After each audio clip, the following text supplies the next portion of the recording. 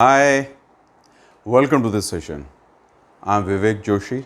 I'm a soft skills trainer, psychologist, and do counseling for children as well as grown-ups. मैं काफ़ी therapies का इस्तेमाल करता हूँ जैसे cognitive behaviour therapy, rational emotive behaviour therapy, gestural therapy और बाकी काफ़ी कुछ जिनकी आवश्यकता पड़ती है जब हम बच्चों के साथ डील करते हैं या हम ग्रोन-अप्स के साथ डील करते हैं। आप मुझे कांटेक्ट कर सकते हैं 1-to-1 सेशंस के लिए। मेरे सारे डिटेल्स आपको इस वीडियो में नीचे की तरफ दिए जा रहे हैं। तो चलिए आज की बातचीत शुरू करते हैं। हम क्या कहते हैं, हमारा बच्चा बहुत जिद्दी हो गया है, बात नहीं मानता है, सुनता नहीं है। He is a stubborn child, you are stuck with a stubborn child. कभी आप अगर डिक्शनरी मीनिंग देखेंगे स्टबर्न का, आप उसको पाएंगे, उसका मतलब होता है डॉग्ड डिटर्मिनेशन। अब ये हमारे ऊपर है कि हम स्टबर्ननेस को ऑब्स्टिनेट की तरफ देख रहे हैं या स्ट्रांग विल की तरफ देख रहे हैं। आप एक चीज समझ जाइए, अगर कोई भी स्टबर्न है वो इसलिए है because that person is a strong wild person, he is a creative person. उसके पास खुद की थॉट प्रोसेस है और खुद की थॉट प्रोसेस होने के कारण उसे काफी बार लगता है कि वो ही ठीक कर रहा है। अगर हम बच्चों के बारे में बात करें, छोटे बच्चे हों चाहे एडोलेसेंट्स हो, तो हमें एक चीज समझनी है, वो स्ट्रांग विल्ड हैं, अपना किया हुआ ठीक मान रहे हैं। एज पेरेंट्स हमको उनसे डील करना है क्योंकि सब कुछ जो वो कर रहे हैं ठीक नहीं है। We need to show them the right way. तो कैसे करेंगे? सबसे पहली चीज जो हमको समझनी जरूरी है वो ये समझनी जरूरी है कि हम उनको बोलकर नहीं ठीक कर सकते, ये करो ये मत करो। जैसे ही आप ये चीज कहोगे, एक they will start defying you, आपके खिलाफ बोलने लगेंगे क्योंकि उनको लगता है वो ठीक कर रहे हैं। You need to partner with them, you need to give them suggestions, you need to give them options, you need to talk with them and negotiate with them. Negotiation is a good thing.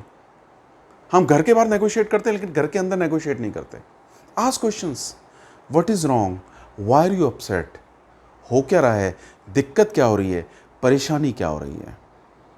कभी कोई खाने के लिए कहता है कि मैंने ये नहीं खाना, आपके पास दो ऑप्शन है, या तो जबरदस्ती खिला दीजिए या पूछिए क्या खाना है। जब आप पूछेंगे क्या खाना है तो शायद हो सकता है वो जंक फूड के बारे में बात करें। फिर आपको उसको समझाना है कि खाने का न्यूट्रिशनल कंटेंट कितना जरूरी है। जब उसकी समझ में आएगा that he needs a balance diet जिसमें प्रोटीन्स भी होने चाहिए, कार्बोहाइड्रेट्स भी होने चाहिए, फैट्स भी होने चाहिए, आपको डिफरेंट कलर की सब्जियां खानी चाहिए, तो वो समझेगा। क्योंकि मैंने आपको बताया, they are creative people, they are intelligent people, they are strong willed people. एक और चीज जो इस एज ग्रुप में होती है, वेदर इट इज चाइल्ड और एडोलेसेंट्स और young adults like we tell call them nowadays, they are inspired a lot by stories. Story telling works a lot. तो आप बात करिए lifes of great man, what were their challenges, how they overcome it. एक चीज आपको ध्यान रखनी है, अपना खुद का महिमा मंडन नहीं करना कि हमारे जमाने में हमने ऐसी सिचुएशन में काम किया है।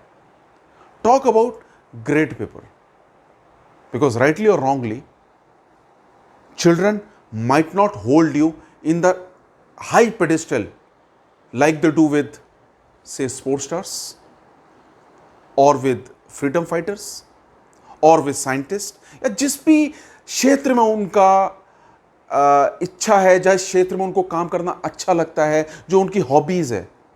शायद उनको बिल गेट्स जैसा आदमी, जेफ बेजोस जैसा आदमी पैसे के कारण नहीं, अचीवमेंट के कारण एक अचीवर नजर आता है। तो उनके बारे में बात करिए, life of great man, inspire them.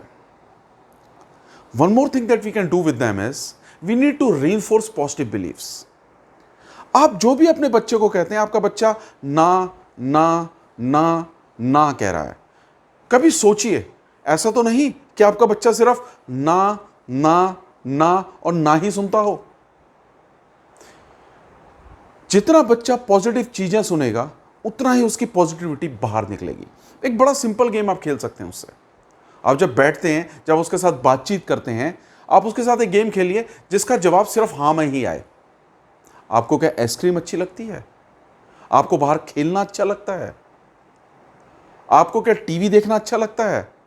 Do you really like playing games?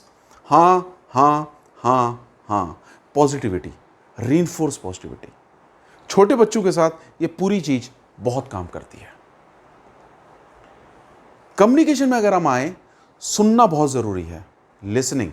और listening is not telling, listening is something that you do actively. जब आप सुनते हैं, उनका पर्सपेक्टिव समझते हैं, बी इन देयर शूज, उनकी तरफ जाके समझिए कि अगर वो कोई बिहेवियर कर रहे हैं तो क्यों कर रहे हैं, what's their perspective, empathize with them. Again understand, empathy is not sympathy.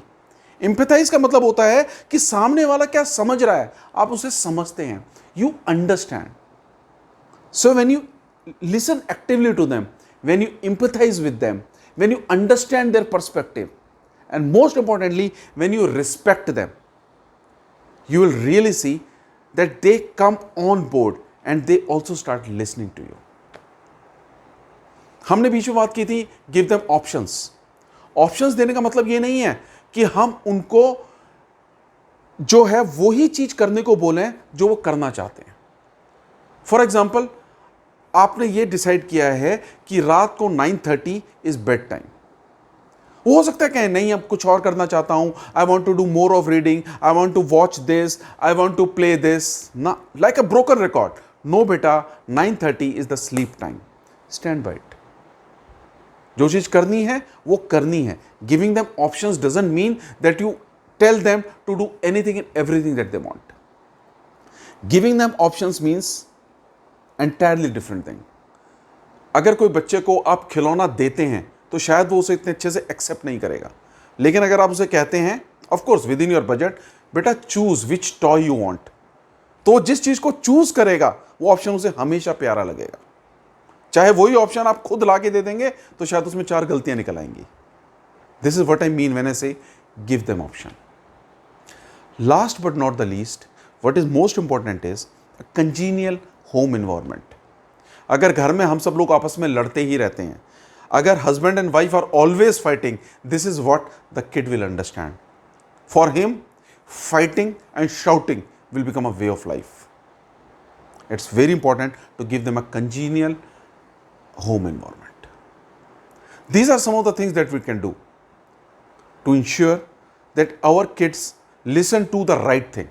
Again, not what we say, because what we always say need not be right. We should be thankful to God that we have a stubborn child, because that stubborn child has a strong will. आपको सिर्फ ये काम करना है, सही गलत की एक समझ उसमें डालनी है, और जब आप सही गलत की एक समझ डाल देंगे, when he grows up and he has to take his own decisions, life will be comparatively easy for him.